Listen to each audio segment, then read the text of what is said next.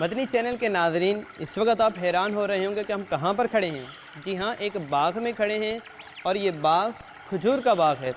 کھجور اللہ تبارک و تعالیٰ کی بہت عظیم الشان نعمت ہے۔ اللہ تبارک و تعالیٰ قرآن کریم فرقان حمید میں ارشاد فرماتا ہے فَبِأَيِّ آلَاءِ رَبِّكُمَا تُكَذِّبَانِ، تو اپنے رب کی کون سی نعمت جھٹلاؤ گے۔ کھجور پیارے آقا صلی اللہ تعالیٰ علیہ وآلہ وسلم کی سنت ہے، جس کا کھانا، اس کو بھگو کر اس کا پانی پینا اور اس سے علاج بتانا، یہ سب سنتیں ہیں۔ پیارے آقا صلی اللہ تعالیٰ علیہ وآلہ وسلم کی اس سنت میں لاتعداد برکتیں اور بے شمار بیماریوں کے علاج ہیں۔ آئیے چند مدنی پھول میں آپ کی بارگاہ میں عرض کرتا ہوں، اور اس کے ساتھ ساتھ یہ بھی عرض کروں کہ جب چپل اتاریں تو پہلے الٹے قدم کا چپل اتارنا چاہیے، پھر سیدھے قدم کا اتارنا چاہیے۔ اتارنے میں یہ لحاظ سے کرنا چاہیے اور پہنتے وقت پہلے سیدھے قدم کا اور پھر الٹے قدم کا پہننا چاہیے۔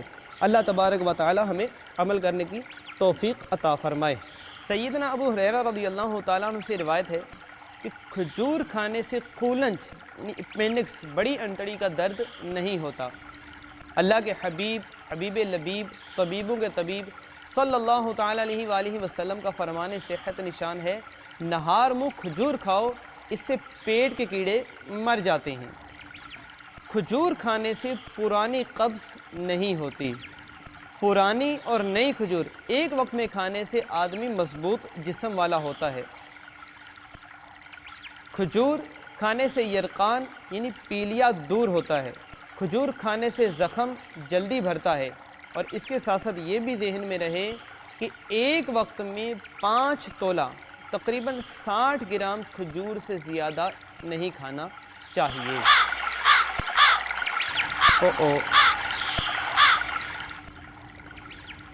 کوے نے بیٹ کر دی ہے، اور اولاً تو یہ عرض کر دوں کہ کوا کھانا حرام ہے۔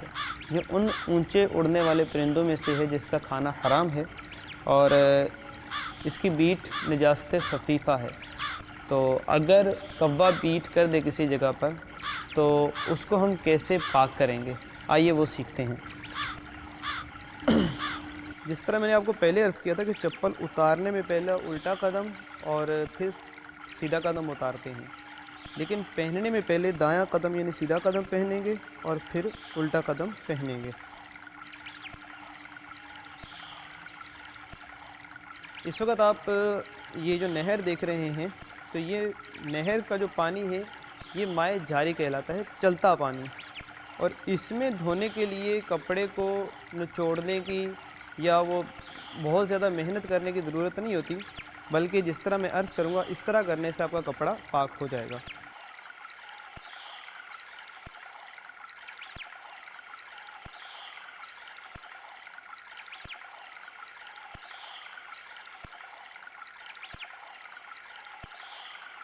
اس میں اتنی دیر تک کپڑا رکھنا کہ آپ کا غالب گمان ہو جائے کہ اس میں جو نجاست تھی، جو ناپاکی تھی، وہ چلی گئی ہے، یہ آپ کا کپڑا پاک ہو جائے گا۔ کیونکہ اصل جو ہے وہ قلعِ نجاست کو دور کرنا ہوتا ہے، اور جاری پانی کے اندر جتنی دیر میں آپ کا غالب گمان ہو جائے کہ اب اس میں سے نجاست نکل گئی ہوگی، آپ کا یہ کپڑا پاک ہو گیا۔ اب میرا غالب گمان یہ ہے کہ اب اس کے اندر سے نجاست نکل گئی ہوگی۔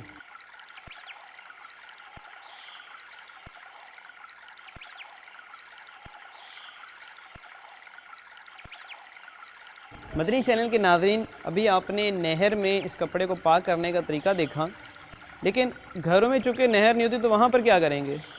تو وہاں پر اگر ناپاک کپڑے کو کسی بالٹی کے اندر ڈال دیں، اور بالٹی میں ڈالنے کے بعد آپ نے ٹوٹی کھول دی، ٹوٹی کھولنے کے بعد اس کپڑے کو اچھی طرح بالٹی کے اندر ڈپ کر دیں۔ ڈپ کرنے کے بعد اب جب یہ ٹوٹی سے بالٹی بھر گئی، بھرنے کے بعد جب پانی اس میں سے گرنا شروع ہو گیا اور آپ کا گمان غالب ہو گیا کہ جو نجاست تھی اس میں سے نکل گئی ہوگی، جب آپ کا غالب گمان ہو گیا، آپ کو یقین ہو گیا یہ کپڑے میں جو نجاست تھی وہ نکل گئی ہوگی، تو آپ کا کپڑا پاک ہو گیا۔ اسی طرح اگر آپ بیسن پر دھو رہے ہوں تو وہاں پر بھی آپ اس کپڑے کو ٹوٹی کے سامنے لا کر ٹوٹی کھولیں گے، اور اب کپڑے کو ملتے ہوئے جب پانی اس پر گرتا رہا کہ اس میں جو نجاست تھی وہ نکل گئی ہو گئی، تو اب آپ کا کپڑا پاک ہو گیا۔ میٹھے میٹھے اسلامی بھائی اور مدنی چینل کے ناظرین، آج کے اس سلسلے میں آپ نے کھجور کے فوائد، اور اسی طرح کپڑے کو پاک کرنے کا کچھ طریقہ سیکھا۔ انشاءاللہ عز و جل اسی طرح کے مزید مدنی پھول، مزید فوائد، مزید شرعی مسائل کا عملی طریقہ لیے ہوئے آپ کی بارگاہ میں حاضر ہوں گے۔ اجازت دیجیے۔ صلو علی الحبیب صلی اللہ تعالی علی محمد۔ مجھے اپنی اور ساری دنیا کے لوگوں کی اصلاح کی کوشش کرنی ہے انشاءاللہ۔